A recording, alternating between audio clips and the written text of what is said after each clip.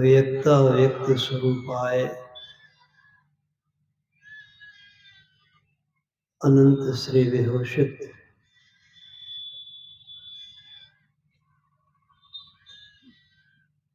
परमाराध्य सद्गुरु भगवान महर्षि में ही परमहंस महाराज के त्रैलोक पावन पाद पद्मों में अनेकानेक अनंत बार साष्टांग दंडवत प्रणाम।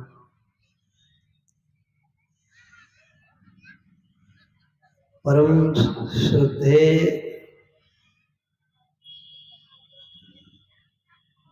तीर्थों को पवित्र करने वाले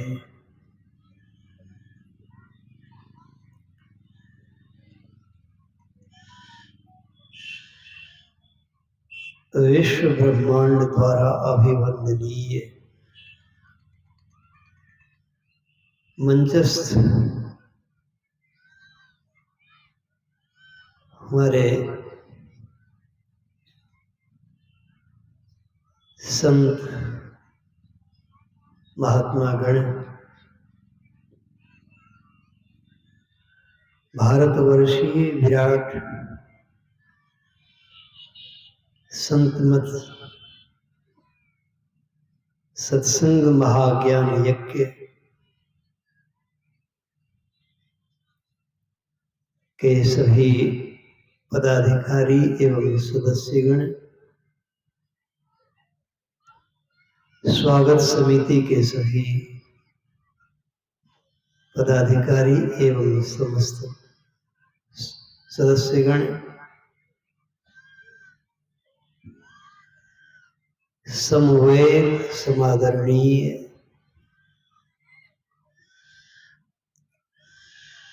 ब्रह्मण्याधाय परमाराध्य जी के सगुण साकार हृदयस्थ विराजमान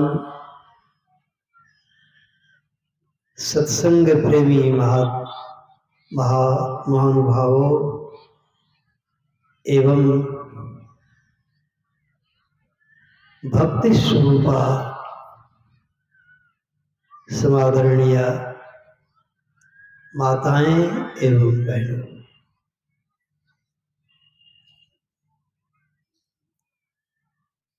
परमाराध्य जी की अनंत मंगलमयी कृपा का यह फल है।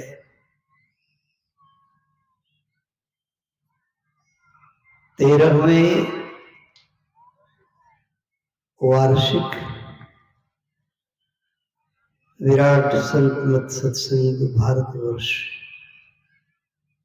के कोने कोने में समय समय पर जो वर्ष में एक बार संपन्न होता है,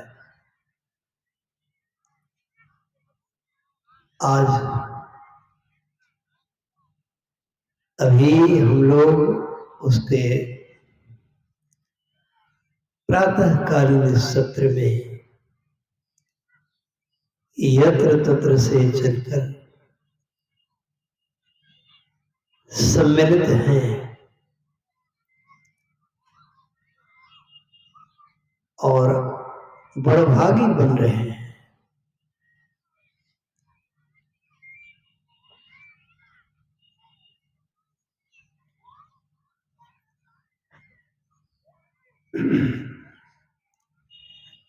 एक जगह मैं सत्संग करता था,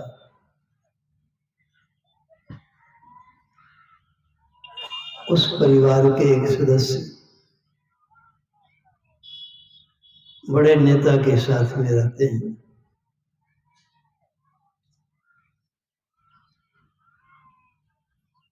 तो वे सत्संग के पश्चात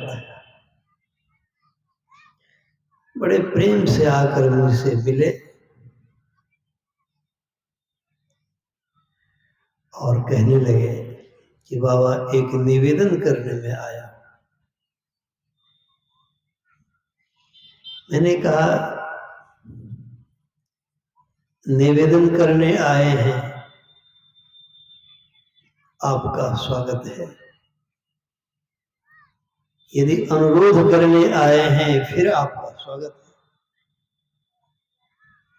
यदि आदेश ही करने के लिए आए हैं तो आपका स्वागत है। कहिए क्या कहते हैं। उन्होंने कहा कि हमें पता है कि आप संत मत ज्ञान प्रचार प्रसार में जहां से लोग बुलाते हैं, देश के किसी कोने से आप जाते हैं और आश्रम भी अपने से बनाए हैं और औरों को परमाराध जी की कहीं जमीन मिली है, दान में पैसे मिली है या स्थानगत प्रतिष्ठा मिली है, ये फलाने जगह के हैं तो स्थानगत सिद्ध पीठ की प्रतिष्ठा भी मिली है। और आपके बारे में हम जानते हैं कि आप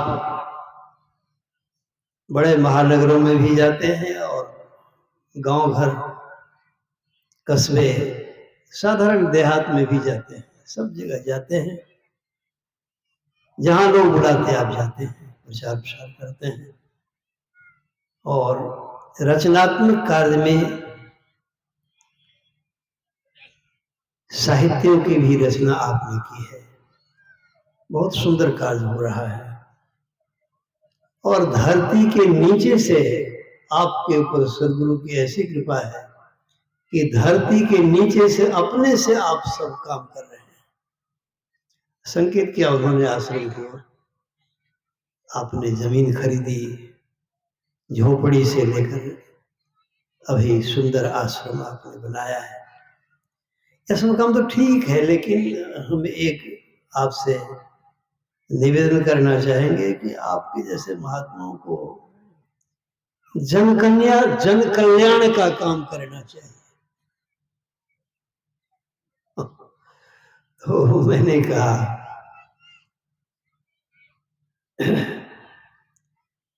संत मत जन कल्याण के लिए तो यहां तक कहता है कि जितने मनुष्यधारी आप लोग तो कुछ भेदभाव लेकर के भी चलते हैं। नेताजी है ना, लोगों को तोड़ने फुटाने का भी काम करते हैं अपना काम बनाने के लिए। और संत ही संसार में एक ऐसे हैं जो विश्व उपकार हित व्यग्रचित सर्वदा, विश्व उपकार की भावना को लेकर वे चलते हैं दिन रात। और आपको तो शायद अहंकार भी होगा कि हम बहुत जन कल्याण का काम करते हैं, परंतु संत ही एक ऐसे हैं त्यक्त मदमन्य कृत पुण्य राशि, वो जन कल्याण का काम करते हैं।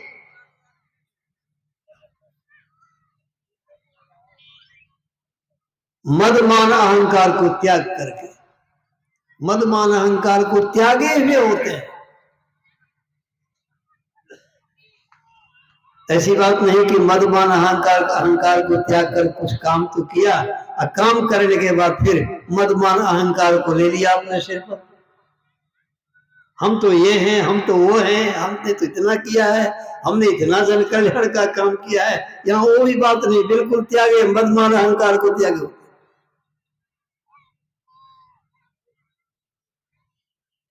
दूसरी बात अब सुनिए,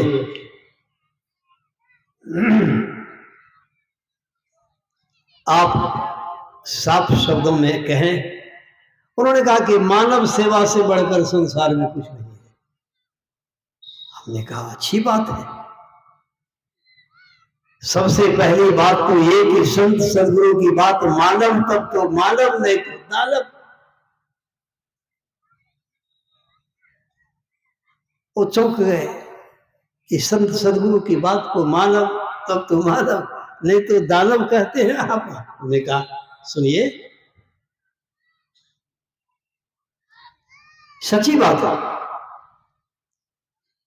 एक जगह 8 बजे 9 बजे रात में कोई आया, एकदम थकते झुकते हुए आया,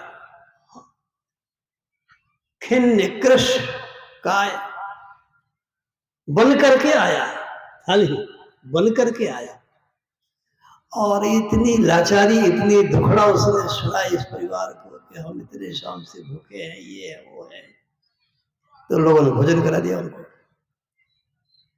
अब तब कहने लगा कि हम मुख रोग से पीड़ित हैं, हमको हमारे पास कोई व्यवस्था नहीं है, हम आपके पास बड़ी आशा लगा करके आए हैं, हम इलाज करा करके, हमको इतना रुपया दीजिए, कुछ मदद कर दीजिए। तो उन्हें उस भावुक सत्संगी श्रीमान सज्जन ने भोजन भी करा दिया, बढ़िया कपड़ा भी पहना दिया और रुपया भी दे दिया। बाजार की बात है। गया,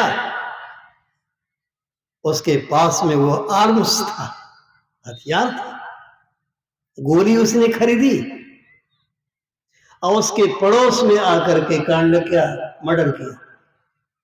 अब मर्डर किया, वो भाग गया, वो आया था किसी के बहकावे में आया था, मर्डर करके वो तो भाग गया, चला गया। अब प्रशासन के सारे लोग आए, छानबीन होने लगी, तो कहाँ का आदमी था, कहाँ से आया था, कहाँ ठहरा था, कहाँ खाया था, किसने उसे रुपया दिया था, तो पड़ोसिया उसका पकड़ा था। और पड़ोसिया बेचारा, पड़ोसी सारे परिवार अरेस्ट हो के चले गए जेल, वो तो फरार हो गया, वो तो गया। मानव की सेवा तो की उसने, और उस मानव सेवा का परिणाम उसे क्या मिला? इसीलिए संत महापुरुषों की बात को मानव तब तो मानव, ऐसे की सेवा अगर करते हैं तो दिशाक्षात भगवान की सेवा, भगवान की सेवा। तो यह ज्ञान कहाँ होगा? ये तो सत्संग में ही होगा कि मानव को पहचानो और मानव की सेवा करो। संत मत इसी सेवा में दिन रात, अर्थात संत महापुरुष दिन रात ऐसी सेवा में लगे रहते हैं, तन से, मन से, वचन से, दिन रात लगे रहते हैं।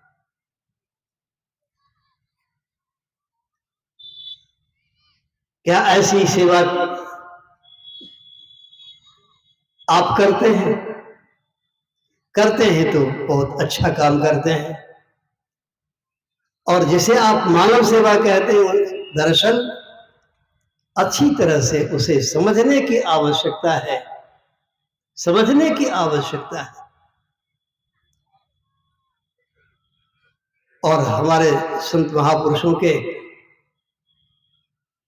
सानिध्य में आप देखेंगे, हजारों हजार लोग, लाखों लाख लोग भोजन करते हैं, चिकित्सा पाते हैं, वस्त्र पाते हैं। आपको पता कहां? तो सज्जनों, इसलिए संत मता बिन गति नहीं, सुनो सकल दे कान, जो चाहो उद्धार को बनो संत संतान। यहां राजनीति की बात नहीं, बिल्कुल, बल्कि उस सत्संग में मैं था, 83 ईस्वी की बात है, कनखुदिया में महाधिवेशन था। एक रोज पहले संध्या का वहां पहुंचना था महाराज जी को, लेकिन रुक गए जलालगढ़ में, लक्ष्मी रूंगटा जी थे उनके यहाँ। प्रातः काल वहां पहुंचे, तब पहुंचे जब आरती भी हो गई प्रातः काल। नहीं माने लोग, सबके सब मन पर ले गए। तो फिर हमारे पूज्य भगरथ बाबा से कहते हैं कि भगीरथ कहीं आरती, फिर दोहरा करके आरती करवाई गई, बस हो गया। गाड़ी में विराजमान हुए,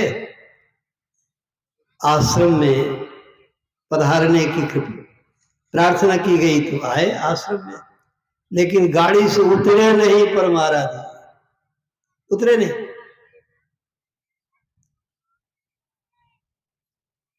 पूज्य लक्ष्मण बाबा गाड़ी के आगे आगे लेट जाते हैं।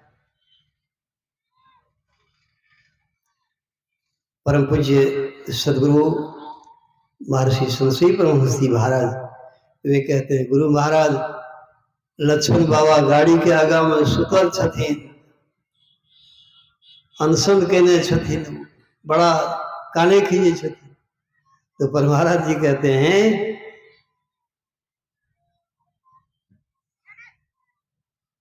गाड़ी चला दीजिए, हम नहीं रुकेंगे, हमारी गाड़ी नहीं रुकेगी। आगे पैर में गिर गए। फिर कहते हैं कि संत सेवी जी, इसको चंदा चाहिए, आप चंदा दे दीजिए। पूज्यपाद सदगुरु महर्षि संत सेवी परमहंस जी महाराज के को आदेश मिला, उन्होंने उन्हें रुपये दिए।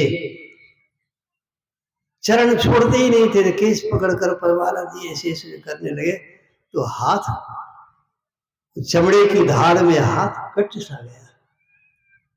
हाँ, लेकिन रुके नहीं। क्यों? पहले ही कह दिए थे कि देखो, सत्संग करवाते हो, सत्संग करो। आओ, एक एक किदवई थे उस समय, राज्यपाल थे, गवर्नर थे,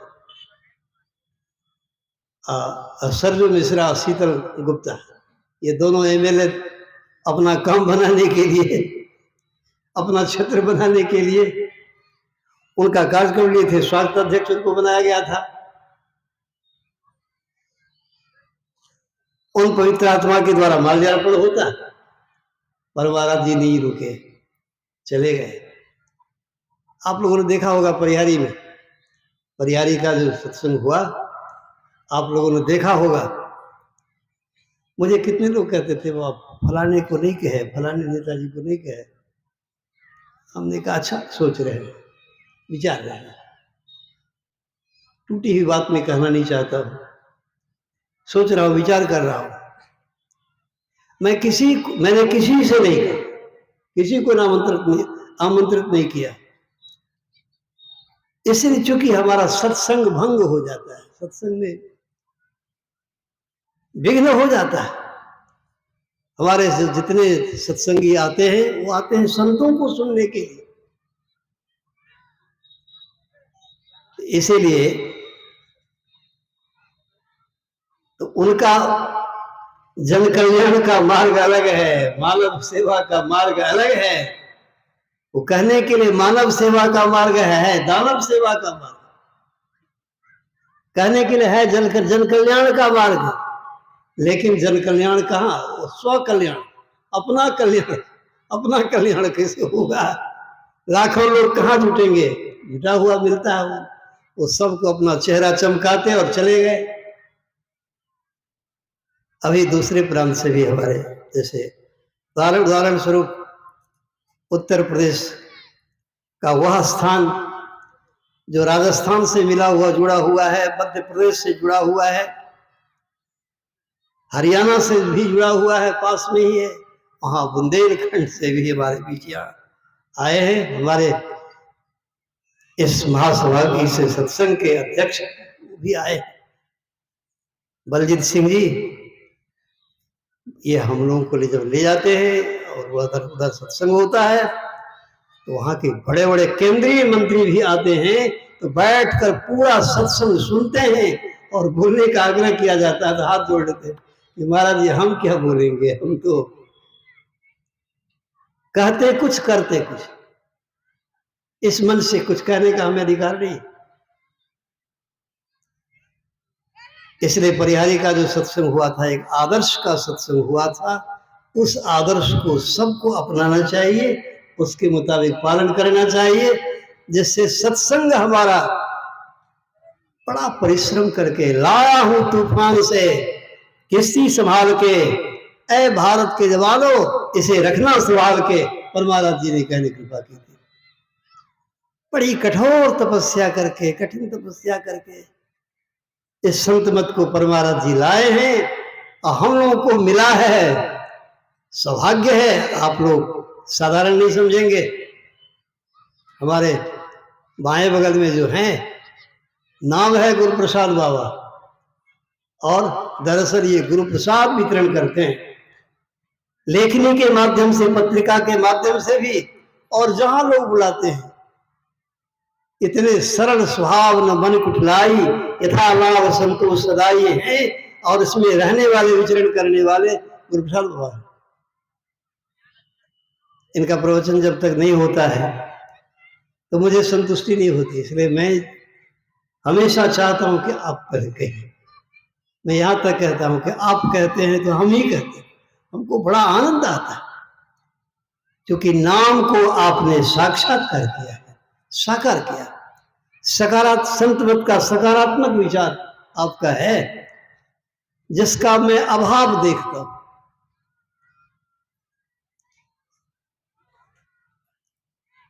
तो अभी हम लोग सुन रहे थे, एक बार की बात, मनिहारी में लगभग 74 ईस्वी की बात, मास ध्यान साधना शिविर थी।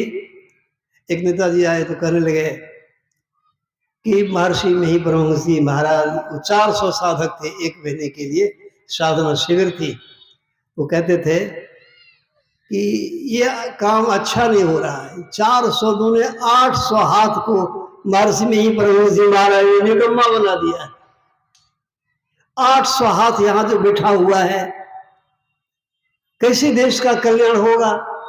ये 800 हाथ से अगर काम किया जाता तो समाज का कितना भला हुआ होता। तो परमाराज जी अपने निवास से सब सुन रहे थे। वो अंतर्जामी जानते, क्या क्या नहीं जानते। जब आए तो मंचासीन होते ही उन्होंने यही कहने की कृपा की थी कि अभी जो कुछ नेताजी से आप लोग सुने थे, सुनिए, यहां मानव को मानव बनाया जाता है। आज दुनिया में बहुत सी सारी फैक्ट्रियां खुली हैं, आज की टेक्नोलॉजी चंद्रलोक चली गई है, आप जानते हैं। आदित्य यान 1, वो आदित्य सूर्य मंडल सौर जगत की सैर करने 22 लाख किलोमीटर ऊपर चला गया है, विचरण कर रहा है। टेक्नोलॉजी कहाँ चली गई है, लेकिन आदमी बनाने की फैक्ट्री कहीं नहीं। कोई वैज्ञानिक आज तक ऐसा यंत्र नहीं बना सका है जो आदमी को आदमी बनाया जा सके। क्योंकि क्या हम लोग आदमी नहीं हैं? अरे हम लोग तो ऐसे आदमी हैं कि आदमी के शकल को देखकर डर रहा है आदमी, आदमी को मारकर आज घर भर रहा है आदमी। क्या ये आदमी है? भाई की गर्दन कटती है भाई की तलवारों से, अपना भाई रंगाता अपना कर भाई के सोनी धारों से। यही आदमी। यह कार्य एकमात्र संत सदगुरु के द्वारा, साधु संत महात्माओं के द्वारा यह कार्य हो रहा है। आज से नहीं, सृष्टि के आरंभ से साधु संतों के द्वारा ही यह कार्य होते आ रहा है। रत्नाकर को महर्षि वाल्मीकि, भगवान वाल्मीकि बनाने की सामर्थ्य उस समय के कोई भी राजा सम्राट, राजा हो या सम्राट हो, चक्रवर्ती, किसी के पास वो शक्ति नहीं थी। लेकिन बाबा देवर्षि नारद जी महाराज ने ही रत्नाकर डाको को ब्रह्मर्षि भगवान वाल्मीकि बना दिया, जिनके चरणों में भगवान मर्यादा पुरुषोत्तम श्री रामचंद्र जी महाराज जाकर मुनि कहु राम दंडवत कीन्हा आशीर्वाद विप्रबल दीन्हा। मर्यादा पुरुषोत्तम भगवान श्री राम जाकर प्रणाम करते हैं। ये दानव को मानव बनाने वाले कौन? तो भगवान महर्षि वाल्मीकि जी महाराज। सरिस ऐसे संत महापुरुषों के द्वारा दिन रात यही कार्य हो रहा है। इसी उद्देश्य को लेकर यह भारतवर्षीय विराट ज्ञान यज्ञ का आयोजन है, वर्ष में एक बार जो हो रहा है, और इसमें हमारे तमाम महात्मा गण जो सहयोग कर रहे हैं, सबके सब लगे हुए हैं। इससे बढ़कर और कोई मानव कल्याण का कार्य नहीं है सज्जनों। इसमें जिन लोगों ने अपना तन मन धन वचन लगाया है, वे सबके सब धन्यवाद के पात्र हैं, और सबके लिए परमाराध्य के पावन चरणों में अमित शुभकामनाएं।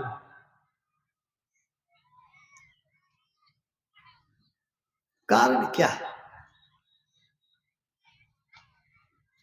किसी भी हथियार के द्वारा किसी मनुष्य के अंतःकरण को आज तक कोई बदल नहीं सका, बदला नहीं जा सकता। न तो शस्त्र न तो शास्त्र। शास्त्र है संविधान के लिए, विधान के लिए, और उसमें से एक लाठी बीच से हटा दिया, हो गया शस्त्र, हथियार। वो है व्यवस्था के लिए। परंतु शस्त्र और शास्त्र को साकार करने के लिए, सार्थक करने के लिए कोई संत सदगुरु महापुरुष चाहिए जिनके द्वारा अंतःकरण बदला जा सके। अंतःकरण न तो शस्त्र के द्वारा बदला जा सकता है, न शास्त्र के द्वारा बदला जा सकता है। शास्त्रज्ञ तो रावण ही था, राक्षस कहलाया। रावण से बढ़कर कोई विद्वान नहीं था। कितना बड़ा शास्त्रज्ञ था वह, शस्त्र भी उसके पास था, लेकिन राक्षस कहलाया। शस्त्र और शास्त्र दोनों को साक्षात्कार, दोनों को साकार करने के लिए, सार्थक करने के लिए यही भारतवर्षीय विराट ज्ञान यज्ञ सरिस, जो संत मत सत्संग का कि जिस किसी भी रूप में जहां कहीं कार्यक्रम हो रहा है, यही एकमात्र उपाय है। इसके सिवा संत मता बिन गति नहीं। सुनो सकल दे कान, जो चाहो उद्धार को बनो संत संतान। सज्जनों, इसे अंतःकरण कैसा बदलता है? जिसका अंतःकरण बदला उसको कौन कौन सा लाभ हुआ?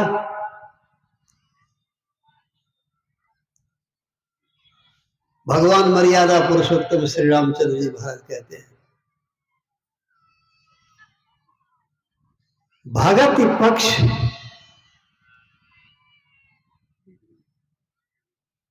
भक्ति के पक्ष में, इसमें भक्ति का पक्ष भगवान श्री राम कहते हैं आवश्यक है। कल बड़ा सुंदर भक्ति का पक्ष रसूल पाठ हुआ है, लेकिन वो तितर बितर हो गया। हाँ, नेताओं के चक्कर में तितर बितर हो गया। हमारे सत्संगी लोग भूखे प्यासे रह गए, भूखे प्यासे रह गए। मतलब सत्संग का जो ज्ञान वर्धन के लिए आए थे, सत्संग ज्ञानामृत पीने आए थे, प्यासे रह गए। भगवान मर्यादा पुरुषोत्तम श्री रामचंद्र जी महाराज कहते हैं, ईश्वर भक्ति के पक्ष में किसी प्रकार कठिनाई की आवश्यकता नहीं, और सुविधा है ही नहीं यहां। और इससे लाभ क्या होता है? संस्कृति शूल अविद्या नाशा। संस्कृति माने आवागमन का चक्र। आवागमन का जो शूल है, शूल माने पीड़ा, दुख, व्यथा, यह संस्कृति शूल का समूल नाश हो जाता है। और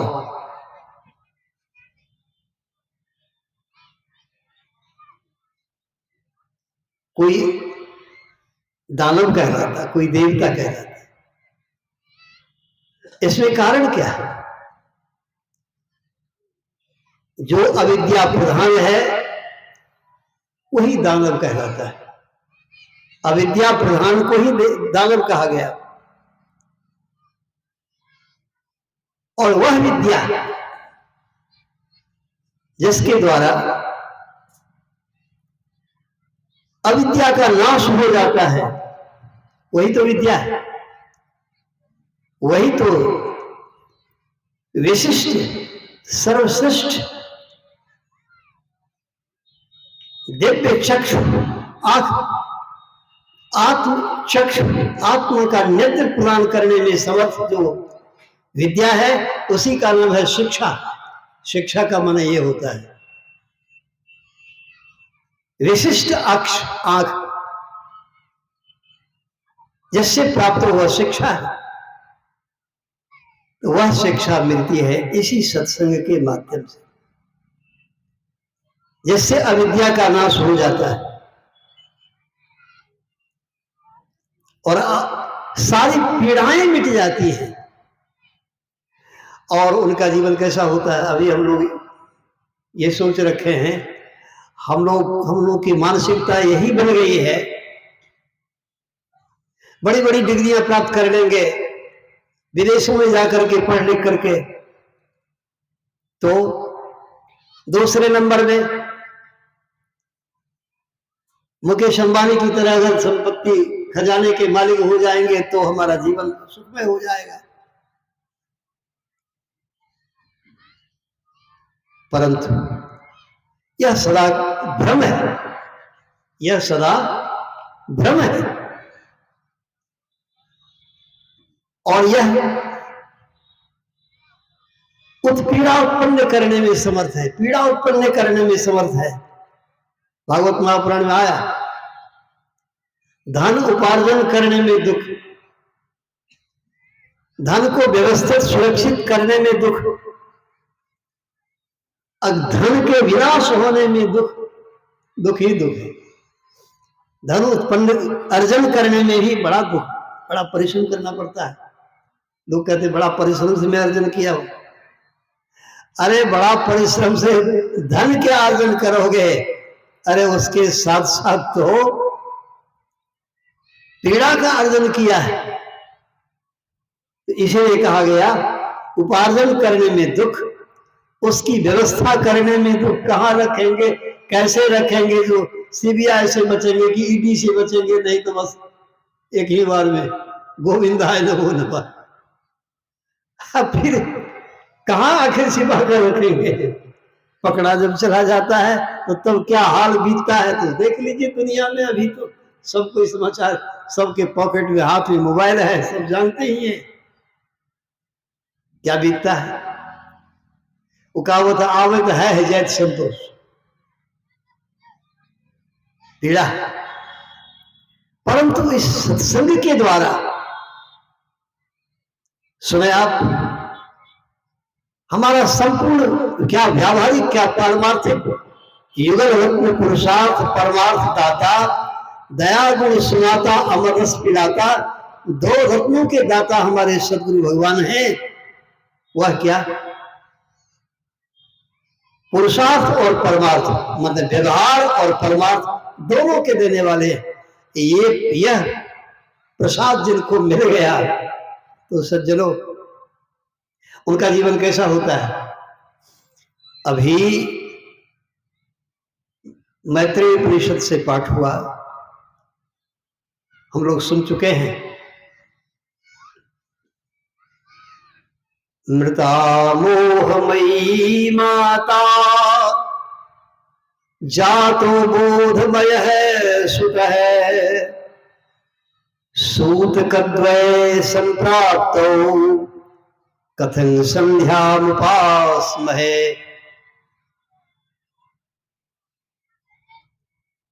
संध्या का अर्थ हम लोग समझते हैं 3 समयों में। जब सूर्य भगवान का उदय होने चला है, तो एक ही बात, तो सूर्य भगवान का उदय नहीं हो जाता है चटपट, सुबह तो नहीं है। 3 बजे से अब ब्राह्म मुहूर्त का प्रारंभ है। धीरे धीरे अंधकार का साम्राज्य दूर होता है, अंधकार फटता है, फरीच होता है, सुबह होने लग जाती है, लालिमा उषा बेला का आगमन होता है। तो प्राची में उषा का जो आगमन होता है, उषा देवी का आगमन होता है। धीरे धीरे सूर्य भगवान की प्रकाश किरणें वे किरणें तो होने लग जाती हैं, सूर्य भगवान का उदय होता है। तो सूर्य उदय से पहले 3 बजे से लेकर बड़े बड़े मंदिरों में, अयोध्या में आप जाएंगे, 3 बार आरती होती है। राम जी की 3 बार आरती होती है। एक आरती का नाम है मंगल आरती। मंगल आरती कब? वही 3 बजे रात के बाद, 3 बजे से। वो रात नहीं है, वो ब्राह्म मुहूर्त है। रात नहीं है तो क्या दिन है? तो दिन भी नहीं है। रात का शेष दिन का प्रवेश होने जा रहा है। तो रात और दिन दोनों समयों की संधि है वहां, उस समय। तो उस समय जो आरती होती है, आरार्थिक नीरांजने अर्थात आर्त भाव में पूर्ण समर्पण अपने आप को जिस माध्यम से करते हैं, उसी का नाम है आरती, उसका नाम है आरती। तो उस समय आरती की जाती है, उसे मंगल आरती कहते हैं। तो दरअसल उस आरती में होता क्या है? तो दीप प्रज्वलित करते हैं। आरती जहां कहीं भी करते हैं तो दीप प्रज्वलित करके ही आरती करते हैं। हाँ, कहेंगे कि हम लोग जो आरती करते हैं यहां तो दीप प्रज्वलित नहीं करते हैं। हाँ भाई, उस रहस्य को समझ लें तो कहेंगे कि हम लोग भी करते हैं। वो क्या है? दीप में एक दिया चाहिए, अब फिर उसमें तेल घी चाहिए, अब बत्ती चाहिए। बत्ती रुई में जो फैलाव है, कपड़े में जो फैलाव है, और उसे बांटते हैं, और उसे बांट करके एक करते हैं, फैलाव को सिमटों में लाते हैं, और उसमें तब अग्नि प्रज्वलित करते हैं। इसी तरह जननी, गिनती करेंगे, जननी, जनक, बंधु, सुत, दारा, तन, धन, भवन, सुहृद, सब परिवारा। कितने हुए? जो गिनती करते होंगे वो गिन लिए होंगे, 10। ये 10 दिशाएं हैं बाहर में, पूरब, पश्चिम, उत्तर, दक्षिण, ऊपर नीचे, ईशान कोण, वायव्य कोण, नैऋत्य कोण, अग्नि कोण, 10 दिशाएं हैं। लेकिन इससे भी और विशेष महत्वपूर्ण दिशाएं क्या हैं? वो है यही 10 दिशाएं। इन्हीं 10 दिशाओं में हम लोग फंसे हुए हैं, फैलाव में हैं। इन 10 दिशाओं से अपनी वृत्ति को समेटने की जो क्रिया है, यही इसके लिए आरती तन मंदिर में की जाए, दृष्टि उगल कर अर्शन मुख दी जाए। अभी गुरु प्रसाद बाबा सुना रहे थे, जिसमें दृष्टि का कंपन शांत होते ही स्वाभाविक इसमें सिमटाव होता है, एक बिंदुता की प्राप्ति होती है और ऊर्ध्वगमन की स्थिति बनती है, हम ऊर्ध्वरेता बनते हैं। यही आरती है, वो मंगल आरती यही है मंगल आरती।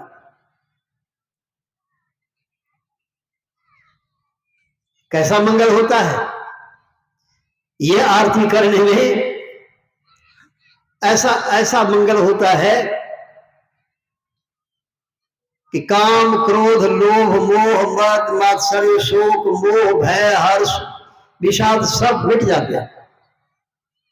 धर्म रूपी सरोवर में ज्ञान वैराग्य रूपी कमल खिल जाते हैं। आत्म सुख, परमात्म सुख, सुख, संतोष, विराग, विवेका, विगत शोक, ये को कहने का, ये जो चकवा चकवी है, शोक रहित हो जाते हैं। माने सब शोक समाप्त और सभी आनंद, परमानंद, परम सुख की प्राप्ति हो जाती है। तो उस समय दिन का, रात्रि का शेष दिन का प्रवेश होता है, 2 समयों की संधि है, और उस समय मंगल आरती होती है।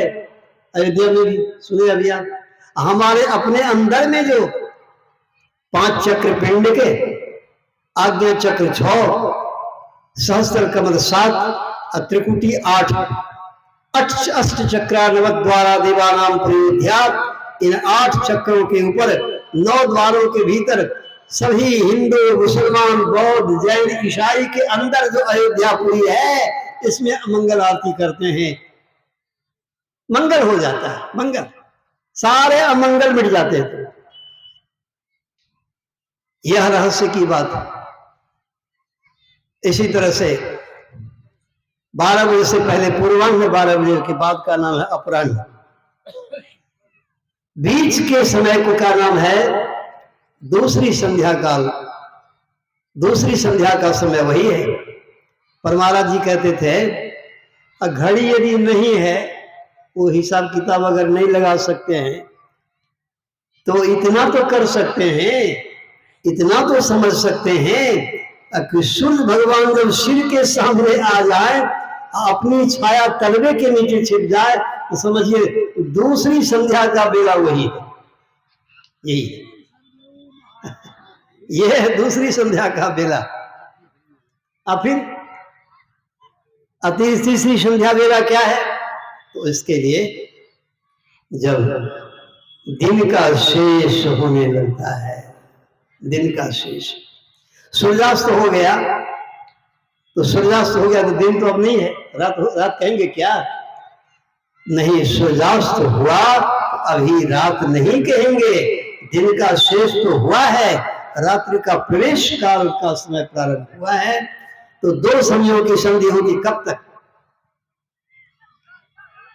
8 बजे रात कहते हैं,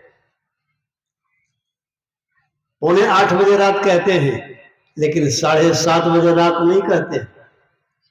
सूर्यास्त से लेकर 7:30 बजे तक का जो समय है, वो तीसरी संध्या बेला है।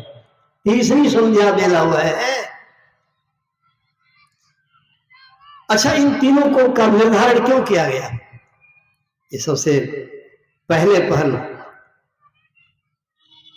यहां कुपाघाट है, महर्षि में ही आश्रम कुपाघाट। लेकिन संतमत आश्रम कहाँ है सबसे पहले का? संतमत का सबसे पहला आश्रम कहाँ का है? कहाँ है? तो संतमत का सबसे पहला आश्रम है संतमत सत्संग आश्रम, सिकलीगढ़, धरहरा,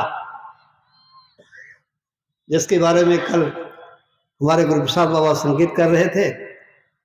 जो पहला गेट था वहां लिखा हुआ था, ऊपर में 1 लिखा हुआ था, नीचे में ओम लिखा हुआ था, नीचे में उसके नीचे सतनाम लिखा हुआ था। 1 ओम सतनाम बाबा गुरु नानक साहब जी महाराज के गुरु ग्रंथ साहब का उद्घोष है, बाबा नानक साहब का यह उद्घोष है। वह लिखा हुआ था जिसको अब समाप्त कर दिया गया, वो आदर्श नहीं है। तो संतमत का पहला आश्रम है कहाँ? धरहरा। अब महर्षि में ही आश्रम पहला कहाँ? तो कुपाघाट, वो है महर्षि में ही आश्रम। यह है संतमत सत्संग आश्रम, सिकलीगढ़, धरहरा, इसका नाम है, सबसे पहला है। यहां जब 60 के करीब में पहला वार्षिक, ये पहला मास ध्यान सत्संग साधना शिविर का आयोजन प्रारंभ हुआ, तो परमाराज जी सभी साधकों को बुला करके यही उपदेश करने की कृपा करते हैं कि देखिए, हमारे इस्लाम धर्मी भाई लोग, मुसलमान भाई लोग पंचवक्ती नमाज पढ़ते हैं, 5 बार नमाज पढ़ते हैं। हम लोगों के वेद में त्रिकाल संध्या का वर्णन है, जैसा कि अभी पाठ में आपने सुना होगा।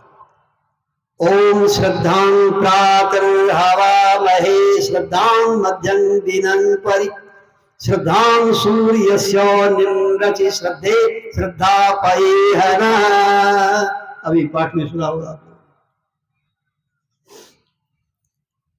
परमाराज जी का बड़ा कितना उपकार है। कोटि मुख कही जात न प्रभु के, एक एक उपकार। नहीं पढ़ सकेंगे, वो संस्कृत को नहीं पढ़ सकेंगे, पूरा अर्थ नहीं याद रखेंगे। केवल सदगुरु महाराज जी शीर्षक लिख दिए हैं, वेद दर्शन योग में 100 मंत्र हैं और सब के शीर्षक लिख दिए हैं। उस शीर्षक को यदि आप समझ लें तो वेद दर्शन योग को आप समझ सकते हैं, कोई परेशानी नहीं होगी। तो शीर्षक लिखा हुआ है त्रिकाल संधि उपासना। त्रि माने 3, काल माने समय। तो 3 काल का वर्णन अभी आपने सुना ब्राह्म मुहूर्त में। और सूर्य भगवान जब सिर के सामने आ जाते हैं और फिर सूर्यास्त हो गया 7:30 बजे तक वो संध्या दे रहा है। ये कमाल की बात है भाई। दूसरे प्रांत जाना आवश्यक था, वहां से रजिस्ट्री चिट्ठी आई। अब खबर वहां भेजना अति शीघ्र आवश्यक था। तो मैं गया संध्या काल में बाजार, रानीगंज बाजार। सावन महीना था, पानी उस समय, रोड भी नहीं, सड़क भी नहीं थी, पानी था लगा हुआ। गया वहां एसटीडी में बात करने, बात नहीं हुई। इस लाइन की सभी, इस रूट की सभी लाइनें व्यस्त हैं, इस रूट की सभी लाइनें व्यस्त नहीं। तो उन्होंने, वो सत्संगी थे, उन्होंने कहा कि बाबा अभी छोड़ दीजिए, प्रातः काल सवेरे में आ जाइएगा, आप 4 बजे टहलते हैं ना, और उसी में आ जाइएगा तो बात हो जाएगी। तो कहा कि आप कहा, हम एकदम रहेंगे, आपकी प्रतीक्षा में रहेंगे, आप आ जाइएगा। तो मैं 4 बजे टहलते हुए वहां गया तो सत्संगी दुकान खोल करके वहां था। एक ही बार लगाया, बात हो गई। हमने कहा कि यही फोन तो कल भी था, कल बात नहीं हुई, आज कैसे भालो बात हो गई। तो उन्होंने कहा कि बाबा सुने नहीं संध्या काल में इस रूट की सभी लाइनें व्यस्त हैं, उस समय बहुत लोग फोन करते हैं, व्यस्त। अभी आप जो आए हैं 4 बजे ब्राह्म मुहूर्त का समय है, अभी लोग सब के सब सोए हुए हैं, सब लाइन एकदम क्लियर है, आपको बात हो गई। तात्पर्य यह है परमाराध जी और वेदों में जो ये 3 समयों को का निर्धारण किया गया है, वो ब्राह्म मुहूर्त में लाइन क्लियर रहती है, लाइन क्लियर। कहां के लिए लाइन क्लियर है? कहां के लिए? हम जो जीव अपने परमात्मा के धाम में जाना चाहते हैं, परमात्मा का साक्षात्कार करना चाहते हैं, परमात्मा का ध्यान करना चाहते हैं। क्या ध्यान की परिभाषा है? क्या है? धी जोड़ आन बराबर ध्यान। आन माने होता अन्य, संसार। जब संसार नहीं रहे, संसार की कोई कल्पना नहीं रहे, कोई वासना नहीं रहे, कोई संकल्प विकल्प नहीं रहे, जहां संसार की सारी कल्पनाएं मिट जाती हैं, तो वह तब वहां ध्येय बच जाता है। बस यही एक मेवा द्वितीय यद्गुरु वाक्येन निश्चितम। एक जहां रह जाता, एक का मतलब हुआ परमात्मा का एक अणोरणीयांग महत्व महियान, वही चेतन बिंदु का ध्यान कहलाता है। परमात्मा का वह अनाहत एक ब्रह्मनाद ही रह जाता है, जिसमें विंद में तहनाद बोले रेंदे व स्वावरम दास परटु हो ऐसन सोई विष्णु स्वरूप। उस शब्द ब्रह्म के में जो निष्णात हो जाते हैं, शब्द ब्रह्म निष्णात है, परम ब्रह्माधिगच्छति, वो परब्रह्म परमात्मा को प्राप्त कर लेते हैं। सत शब्द धर कर चल मिलन आवरण सारे पार में। वो कैसी प्राप्ति है? वो कैसा साक्षात्कार है? अभी किसी को पूछे कि साक्षात्कार का माने क्या होगा, तो सब लोग कहेंगे कि जैसे अभी आप लोगों को हम लोग प्रत्यक्ष देख रहे हैं और आप लोग हम लोगों को प्रत्यक्ष देख रहे हैं, ऐसा ही साक्षात्कार होता है।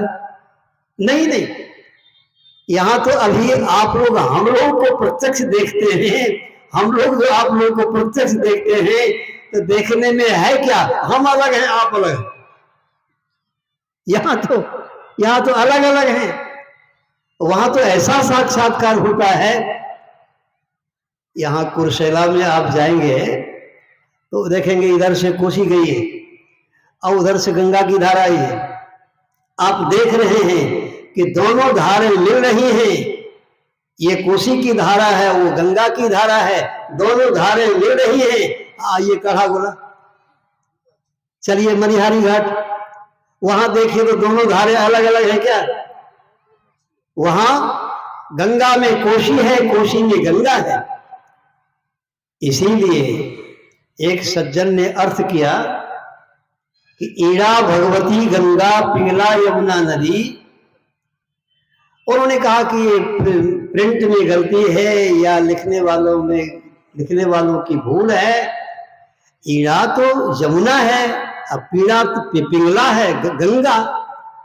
ये ईड़ा भगवती गंगा पिंगला यमुना नदी, ये बहुत पुरानी बात है, 90 के आसपास की बात है। तो हमारे हुजूर साहब पता है उनका नाम लेकर के फिर हुजूर साहब कहते हैं कि मैंने उनको समझाया, ये जो आपने लिखा है, ये आपने जो कहा है, यह प्रेस की भूल नहीं है और हमारे ऋषियों की भूल नहीं है।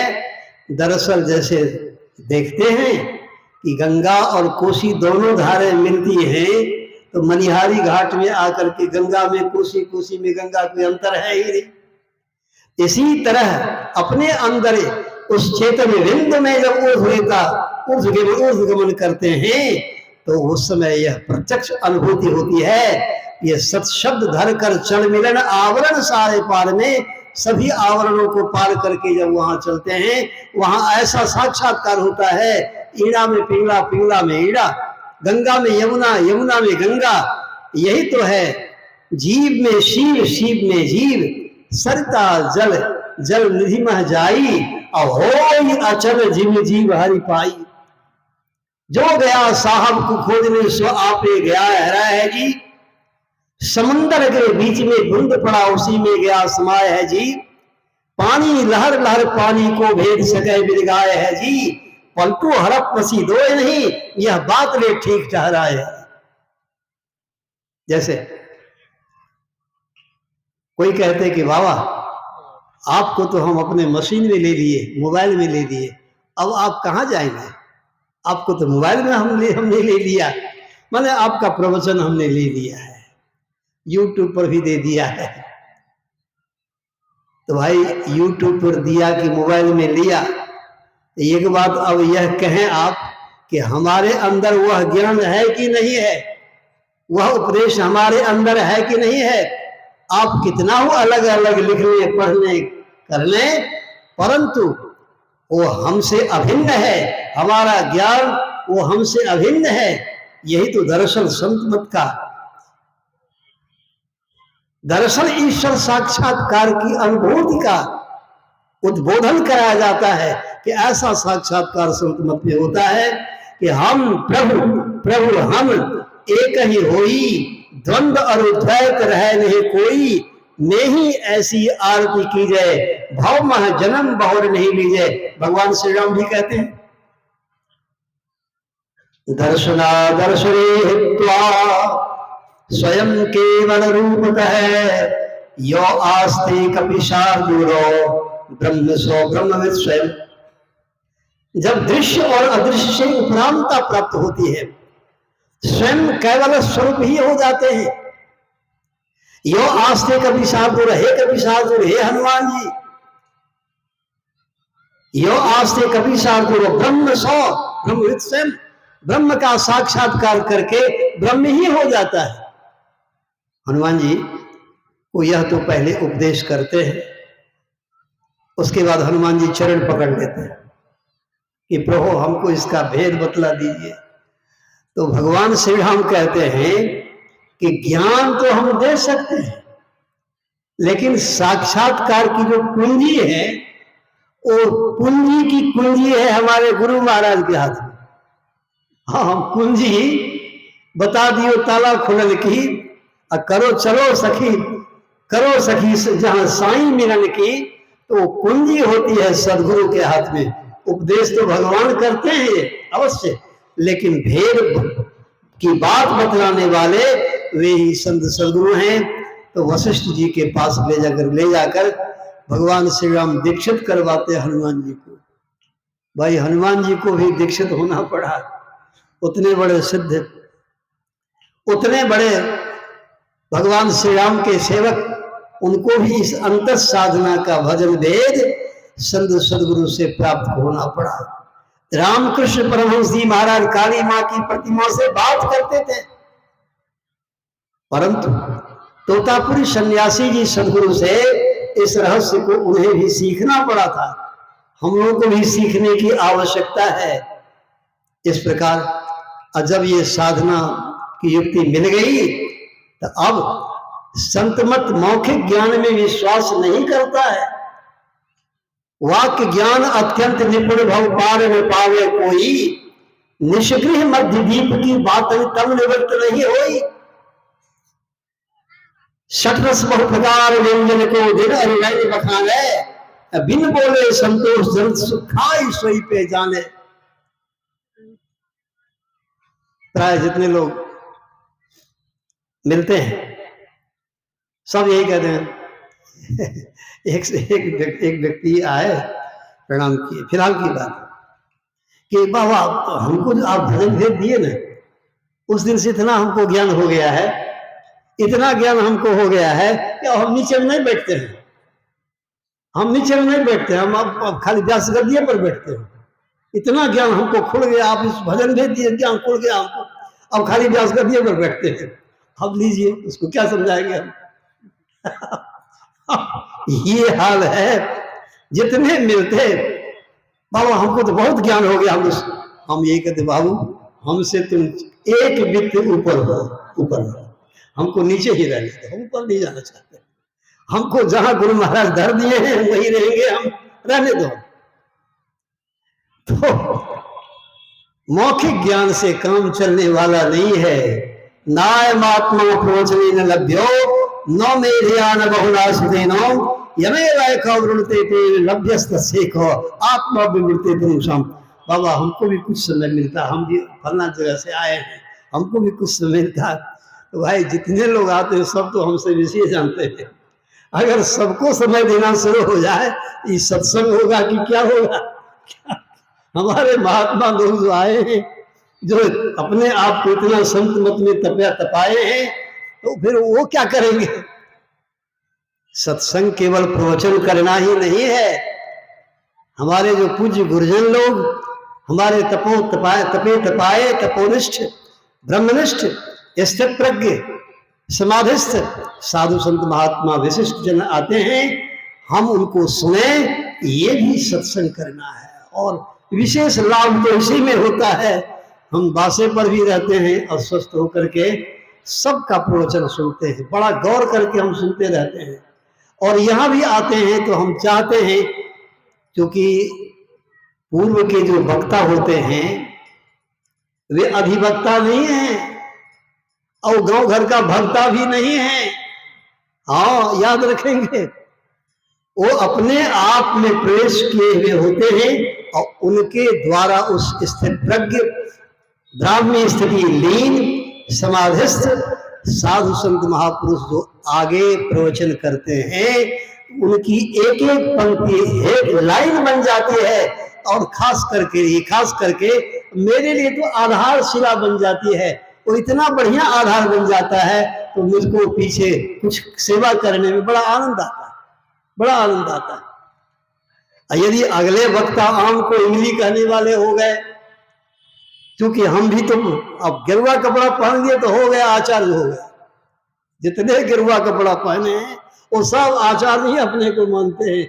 अब आचार्य है कि नहीं है, अब या आचार्य है कि कासनी है कि चटनी है, भाई तब तो बड़ी मुश्किल बात होती है। आम पकता है तो अमृत रस कहलाता है, और जिसमें कोशा हो गया है तो उसका तो अचार बनता है। और एक टिकोला भी है, आम है, आम का ही टिकोला है, तो टिकोला का अचार नहीं बनता है, कासनी नहीं बनती है। अब वो अचार टिकोला क्या होता है, तो टिकोला को पीस करके चटनी बनाई जाती है। भाई कहीं हम चटनी नहीं बन जाएं, तब तो सारी खटनी हमारी बेकार हो जाएगी। भगवान श्री राम हनुमान जी से कहते हैं, हनुमान दीक्षित करवा दिया ना, बात समझ में आ गई तो जी हाँ, तो चलो अब साधना करो, अब चलो साधना करो। अभी लोग ध्यान गृहस्थ लोगों की बात क्या मैं कहूं, साधु लोगों की बात मैं करता हूं कि साधु लोग भी ध्यान नहीं करते हैं। ध्यान यदि करें तो ऐसा पवित्र ज्ञान हो जाएगा, उनका हर कुछ इतना पवित्र हो जाएगा। कितना पवित्र होगा। आज सवेरे साधु बाबा पहुंचते हैं और कहते हैं कि बाबा गुरु प्रसाद बाबा हम लोगों के लायक बहुत बढ़िया, बहुत इतने अच्छे महात्मा हैं कि अब क्या कहा जाए, इतना सरल, इतने ऊंचे बड़े विद्वान। अभी संत मत में मेरे ख्याल में इनसे विशेष पढ़े लिखे विद्वान एक भी कोई साधु नहीं, लेकिन ये कभी इनके मुंह से नहीं सुने होंगे कि हम पढ़े लिखे हैं, नहीं सुने होंगे आप। लेकिन स्वामी संदेश में आप देखेंगे डबल MA हैं, PhD हैं, लेकिन इनकी भाषा प्रवचन में जो सुनते हैं एकदम सरल, गांव घर का सरल शब्द सब इतना सरल करके कहते हैं। यही तो है भगति पक्ष नहीं सठठाई, यहाँ है सरल सुहावन मन कुटलाई, यथा लाभ संतोष सदाई। सबसे सरल भाव में अपनत्व के साथ मिलते हैं। यह गुण साधन ते नहीं होई, बिना अंत साधना से यह ज्ञान नहीं होगा। तो भगवान श्री राम कहते हैं जो हनुमान जी भगवान की इतनी सेवा किए, और उस हनुमान जी को कहते हैं चलो साधना करो। हम लोगों का एक आश्रम है वहां लक्ष्मण झूला के पास में ऋषिकेश में, वहां हम लोगों का आश्रम है। वह क्षेत्र क्या है, वही तपोवन है। भगवान मर्यादा पुरुषोत्तम श्री राम, भरत, लक्ष्मण, शत्रुघ्न और हनुमान जी को साथ करके वहां आकर के साधना की थी, तपस ध्यान किए थे। वह स्थान है वहां एक दिन भगवान श्री राम परीक्षा लेते हैं। सदगुरु कभी कभी अपने शिष्यों की परीक्षा लेते हैं, भगवान श्री राम परीक्षा लेते हैं। और अंदर में जब प्रकाश प्रकाशित हुआ, पूरी प्रकाश रहती हुलू का, बहुत दिन सुख बहुत दिन मनुष्यों का, जब प्रकाश प्रकाशित हुआ तो लक्ष्मण जी वो तो चित्त गिर गए, नहीं बर्दाश्त कर सके। जो शेष अवतार थे, जो भगवान श्री राम के शेष शैया आधार शिला बने हुए थे, वे भी नहीं बर्दाश्त कर सके। और लक्ष्मण हनुमान जी घुटने के बल से गिर जाते हैं। तो भगवान श्री राम कहते हैं अभी और साधना करो, अभी और साधना करो, अभी नहीं होगा, साधना बहुत करो। इस प्रकार अब अंतिम बात मैं कहता हूं, जब भगवान श्री राम देखते हैं कि अब हनुमान साधना सिद्ध हो गया, बाहर की भक्ति सेवा साधना में तो सिद्ध हुआ ही, अंदर में भी अब सिद्ध संपन्न हो गया। अब पूछते हैं बड़े प्यार से कि हनुमान, उस दिन तो मैंने ये कहा था कि बहुशास्त्र कथा गंथारो मंथेन अन्वेष्टव्यम प्रयत्न मार्ते ज्योतिरांतरम। अच्छा, अब मैं संतुष्ट हो चुका हूं इसमें, जो बतलाया था तुम ध्यान साधना करके इसमें सफल हुए हो। तो तुमसे मैं ये पूछना चाहता हूं, कष्टम हनुमत कष्टम, हनुमान तुम कौन हो?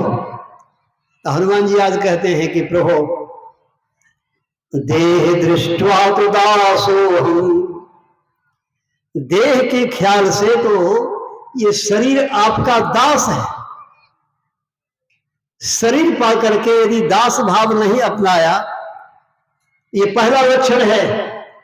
भक्त के मैं कहूं लक्षण, साधु करहु विचारणम, प्रथम दासातन करके संत से हित लावनम, प्रथम दासातन करके। भाई हमने देखा उन महादेशों में सेवा भावना लोगों में कितनी थी। एक व्यक्ति अगर ट्यूबवेल का डंडा पकड़ते थे तो हजारों को स्नान करा देते थे। उदाहरण स्वरूप थोड़ा सा मैं कहा, बड़ी सेवा भावना थी। और यहां तक गांव घर में भी कोई कार्य अगर विवाह श्राद्ध इत्यादि होता था तो गांव समाज के लोग सेवा में लग जाते थे। और फिर सत्संग में, संतमत सत्संग में कभी किसी कारीगर की आवश्यकता नहीं पड़ती थी। सत्संगी लोग सब मिलजुल करके अपने से सेवा में लग जाते थे, इसलिए कारीगर की आवश्यकता नहीं पड़ती थी। अभी के जमाने में अपने से ये सेवा भावना से दूर रहने के कारण अब कारीगर है तो उसको कहिए, उसको आप जांच करेंगे, प्री टेस्ट करेंगे कि टेस्ट करेंगे कि परीक्षा लेंगे, क्या लेंगे आप, क्या लेंगे आप। वो जूता पहनकर, चप्पल पहनकर खैनी खाता है, गपशप करता है। कहाँ तो मानस जप करते हैं भोजन बनना चाहिए, मानस ध्यान योग करते हैं भोजन बनना चाहिए। हाँ, वह भोजन महाप्रसाद होगा। घोर हिंसा वृत्ति वाला कोई मनुष्य वह प्रसाद अगर भोजन करेगा तो वह रत्नाकर से वाल्मीकि बनेगा। महाराज की जय। ये सेवा भावना हम लोगों को चाहिए, लेकिन हम सेवा भावना को लेकर संत मत में दाखिल नहीं होते हैं। हाँ, सेवा करवाने की भावना से हम दाखिल होते हैं। सब लोग हमारी सेवा करें इस भावना को लेकर। यहाँ भगवान श्री रामचंद्र जी महाराज भी और सारे संत महापुरुष कहते हैं, और हनुमान जी आज स्वयं अपने मुखारविंद से कहते हैं कि प्रभु, ये शरीर जब तक है बरकरार तो केवल सेवा भावना के साथ रहे, आपका सेवक बन करके यह शरीर रहे तो शरीर धन्य है। जिस शरीर से सेवा, जिस शरीर में सेवा भावना है वह मनुष्य जन्म धन्य है, वह मनुष्य जन्म धन्य है। तो देह दृष्टवा तो दासो हम, जीव दृष्टवा तदानुषगः। अजीव जब तक पिंडस्थ है, माया के आच्छादन से आच्छादित है, तो तब तक यह जीव कहलाता है। लेकिन प्रभु, आज जब भी आप पूछते हैं कि दृश्य और अदृश्य से उपराम होकर स्वयं केवल कैवल्य स्वरूप में स्थित होकर ब्रह्म स्व ब्रह्मविद स्वयं के बारे में तुम बताओ, तो मैं अब यही आपके चरण कमलों में निवेदन करना चाहूंगा कि प्रभु,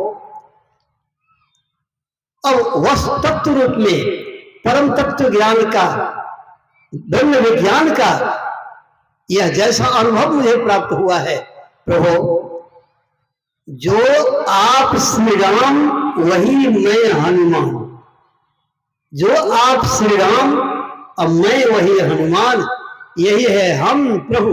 प्रभु हम एक ही होई, द्वंद्व और द्वैत रहे नहीं कोई। मैं ही ऐसी आरती की है, ये आरती संत मत सिखलाता है, ऐसी आरती करें तो भावमा जन्म बहुर नहीं लीजिए। हाँ, हम तुम ही, तुम वही, मैं ही, ऐसी दशा प्राप्त कर लेने के बाद अब कोई प्रश्न रह ही नहीं गया। अब उत्तर ही उत्तर है, वही है उत्तरकांड, यह उत्तर ही उत्तर है। हम तुम ही, तुम वही, मैं ही, प्रश्न कोई रहता नहीं। संत सुंदरदास जी महाराज भी बड़ा सुंदर कहते हैं कि कारण कारज भेद नहीं कछु, आप में आप है, आप कहाँ है, सुंदर दिशर सुंदर माहिसु, सुंदरता कहीं कौन वहां है। तो ऐसे की रहनी कैसी होती है, इसी विषय पर मैं चला था, इसी विषय पर मैं चला था।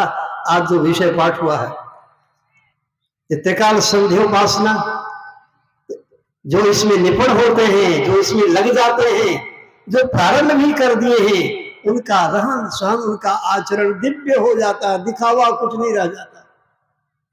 तो एक ब्राह्मण थे, वो बाहर में कुछ दिखावा कुछ नहीं करते थे। अब दुनिया तो दिखावे का है भाई, दुनिया तो दिखावा का है। जो जितनी दिखावा रखता है तो लोग ज्यादा उसके वाद जाल में फंसते हैं। तो पटनिया दवाई जो है, पटनिया दवाई, वो एक दवाई है डाइक्लोविन प्लस। एक बार हुजूर साहब बुलाए थे, मैं जा रहा था सोनापुर नेपाल के पास में, तो ऐसे जरूरत पड़ गई तो गया, मिल लाया, 10 रुपया में दिया हमको फर्ज।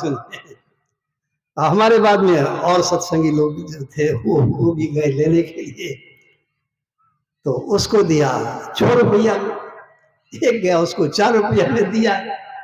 बहुत पुरानी बात है। हमने कहा ऐसा क्यों हो गया? हमने कहा कि भीड़ कम थी क्या, हम ज्यादा भीड़ में चले गए थे क्या, इतना 10 रुपया आपसे इतना ही लिया? कहा नहीं नहीं हुआ। एक सत्संगी कहा कि बाबा वो तो हम आपको 2 रुपया में जितना पत्ता दवाई लेना चाहे हम देंगे आपको। अब विशेषता उसमें क्या है? माथा दर्द है तो उसमें खा लीजिए, दर्द खत्म, पेट दर्द खत्म, बुखार खत्म, झगुना में गठिया दर्द है वो भी खत्म, कमर की दर्द है एक गोली खा लीजिए खत्म, जो भी बीमारी कष्ट है खाइए सब खत्म। लेकिन सब खत्म के साथ साथ आप भी खत्म, आप भी खत्म, आपकी अतड़ी खत्म। ये पटनिया दवाई का चमत्कार जो है चमक दमक ज्यादा, इसलिए संत मत कहता है कि उसमें उसके चक्कर में फेरे में मत पड़ो, उसमें मत बोले रहो चमक दमक में। संत मत सहज सहज श्रुति आधार चढ़ल को सहज भाव में रहना संत मत सिखलाता है। भगवान श्री राम भी कहते हैं मम दर्शन फल परम अनुपा, जीव पाव निज कैसा तो होता है सहज स्वरूपा। सहज वो ब्राह्मण बाहर में चमक दमक कुछ पूजा पाठ नहीं करते, नहीं करते थे, भूखे मरते थे। अड़ोस पड़ोस के ब्राह्मण लोग वो खूब घंटा वो बजाते, शंख बजाते, पूजा पाठ करते, तो उन्हें बड़ा लोग मान सम्मान करते, खूब चढ़ावा चढ़ावा देते थे, लोग बड़ा आनंद से सब परिवार रहते थे।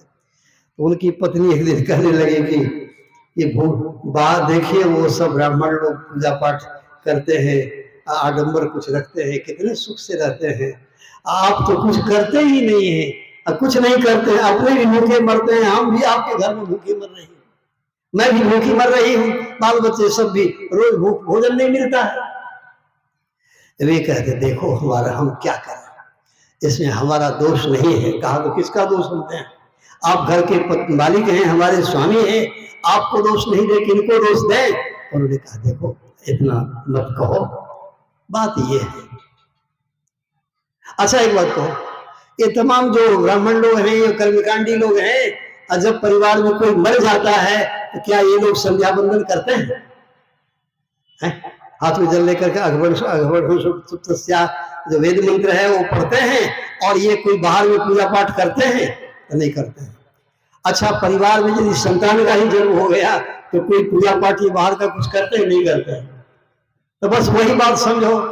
तो उनकी धर्मपत्नी बोली कि आपका कौन मर गया परिवार में, आपका कौन मर गया है, आपके परिवार में किसका जन्म हुआ है जो आप ये सब कुछ नहीं करते हैं? उन्होंने कहा कि देखो एक छुटका जब पड़ जाती है तो लोग सब छोड़ देते हैं।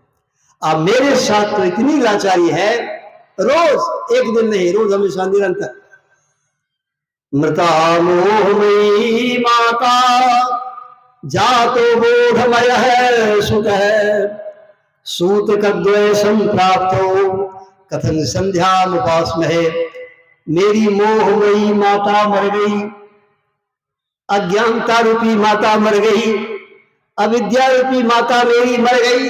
हाँ अब ऐसा प्रकाश हो गया, हृदयाकाशे चिदादित्य सदा भासति भासति, ऐसा सूर्य का उदय हो गया है कि कभी अस्त होता ही नहीं, सूर्यास्त नहीं होता है, न कभी सूर्य उदय होता है, न कहीं दोपहर होता है, सहज प्रकाश रूप भगवाना नहीं कह पूरी विज्ञान विहाना।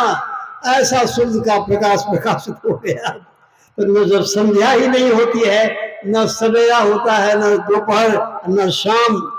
अब फिर बात विशेष बात ये भी जानो, उस प्रकाश के द्वारा उस शब्द ब्रह्मानुभूति कर देने के कारण ध्वनि अंतर्गतम ज्योति, ज्योति को अंतर्गतम ध्वनि में रहने के कारण अब कोई अज्ञानता नहीं, कोई अविद्या नहीं। हाँ लेकिन आत्मबोध मुझे प्राप्त हो चुका है, आत्मबोध। शंकराचार्य महाराज एक ब्राह्मण दक्षिण भारत में एक ब्राह्मण के घर जाते हैं, तो ब्राह्मण को एक ही बेटा था। बेटा कैसा था, तो जैसे जड़ भरत जी के बारे में आया है कि उनको भोजन करने के लिए कहा जाता था तो भोजन करता था, नहीं कहा जाता था तो नहीं करता था।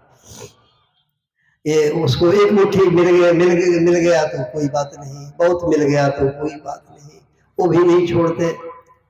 अब मैंने वो तो जड़ भरत जी महाराज तो परमहंस थे, भागवत महापुराण में आया, लेकिन वो उस ब्राह्मण का जो पुत्र था तो वो भी एकदम उसी तरह से तो उनको बड़ी चिंता थी कि एक ही बेटा, एक ही पुत्र है, अब कोई सेंस में नहीं रहता है, सेंसलेस रहता है। तो शंकराचार्य जब गए तो अपने पुत्र को ला करके प्रणाम करवाते और हाथ जोड़ के प्रार्थना करते हुए कहते कि गुरुदेव इस पर कृपा कर दीजिए, एक ही पुत्र है और इसका ये हाल है, अपने सेंस में नहीं रहता है। तो उसके माथे पर हाथ दे करके जिस प्रकार तुलसी साहब जी महाराज, बाबा देवी साहब जी महाराज के पावन के सिर पर परम संत तुलसी साहब जी महाराज अपने पावन चरण, पावन कर कमल रखते हैं, तो उसी में सारी दीक्षा हो गई, सारी साधना हो गई बाबा साहब को। शंकराचार्य महाराज माथे पर हाथ देते और कहते वत्स कस्तुम, तुम कौन हो? बस उसी में सारे ज्ञान, ये है सिद्ध संत सदगुरु की महिमा। सिद्ध संत सदगुरु कैसे होते हैं? तो ऐसे होते हैं। हाँ, वो बाहर में कोई चमक दमक इत्यादि जो सुने उसको कोई बात नहीं, भीतर से कैसे होते हैं? ऐसे महान शक्ति संचित समाधिस्थ होते हैं। वो वत्स पर ऐसी कृपा हो गई शंकराचार्य महाराज की, तो उसने कहा गुरुदेव ना हम मनुष्यो न च देव जक्षो ना हम ब्राह्मण क्षत्रिय वैश्य शूद्रा ना हम ब्रह्मचारी गृही स्थूरूपो निज बोध रूपो। गुरुदेव मैं मनुष्य शरीर में हूं, लेकिन मैं मनुष्य नहीं हूं।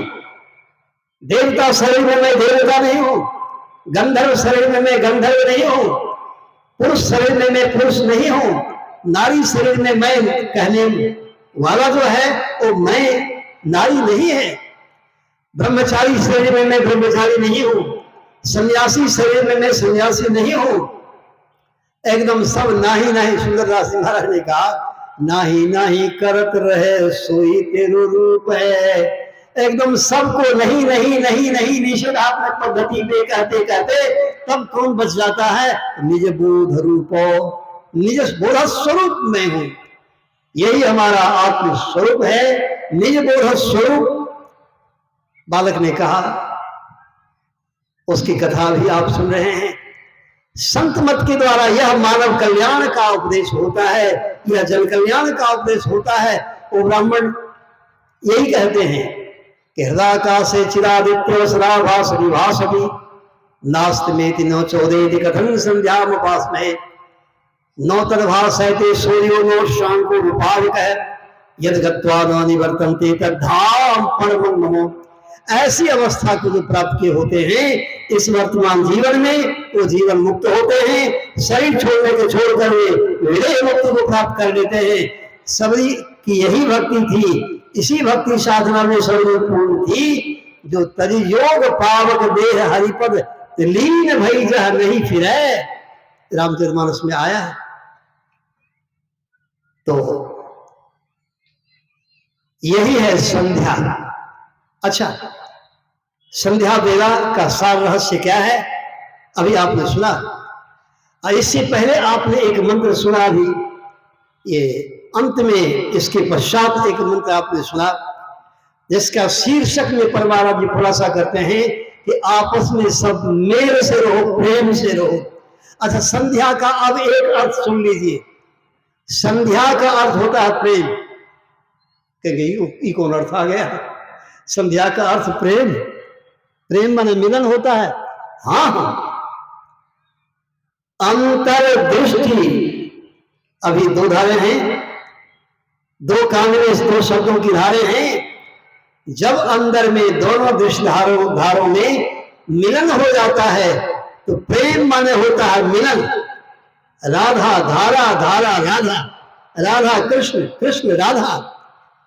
जब ये अंतर्दृष्टि सूरत में प्रेम हो तब खुले सुखमना द्वार हमारे परम पूज्यपाद सदगुरु ब्रह्मर्षि विष्णुकांत स्वामी जी महाराज के अर्थ में संध्या का माने प्रेम।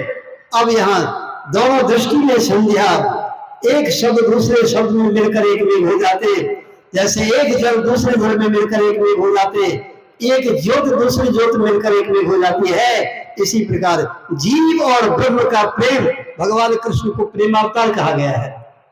वो प्रेमावतार क्या है? तो जीव और शिव एक हो जाता है। यह प्रेम, यह जब संधि हो जाती है, एकता हो जाती है, मिलन हो जाता है, प्रेम हो जाता है, यही है आपस में सब मेल से रहो। इसके लिए पहले बाहर में आपस में हम सब कोई परिवार में पति पत्नी में प्रेम से रहें, भाई भाई में प्रेम से रहें, पड़ोसियों के साथ प्रेम से रहें, देश में सबसे प्रेम से रहें, किसी से नफरत नहीं करें, किसी से ईर्ष्या घृणा नहीं करें। लेकिन भाई इन सारे विकारों से कब छूटेंगे और इन दिव्य गुणों को कैसे प्राप्त करेंगे?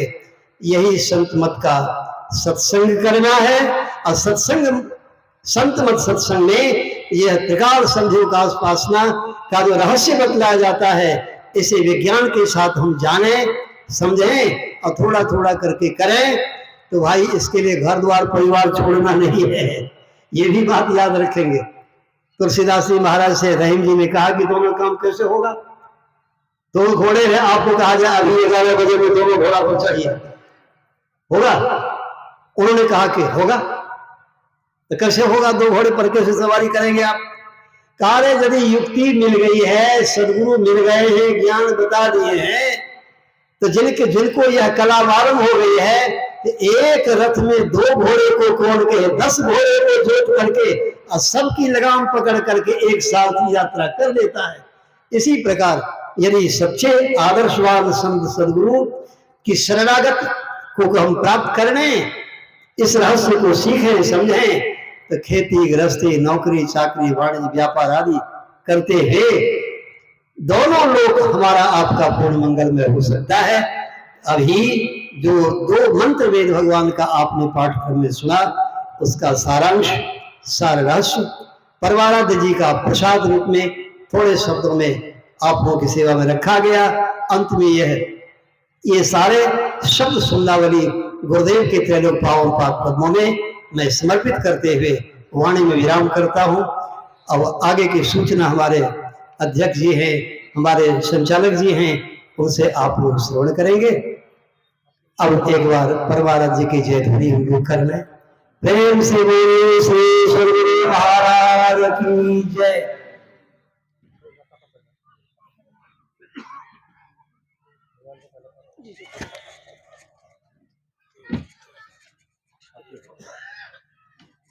लगा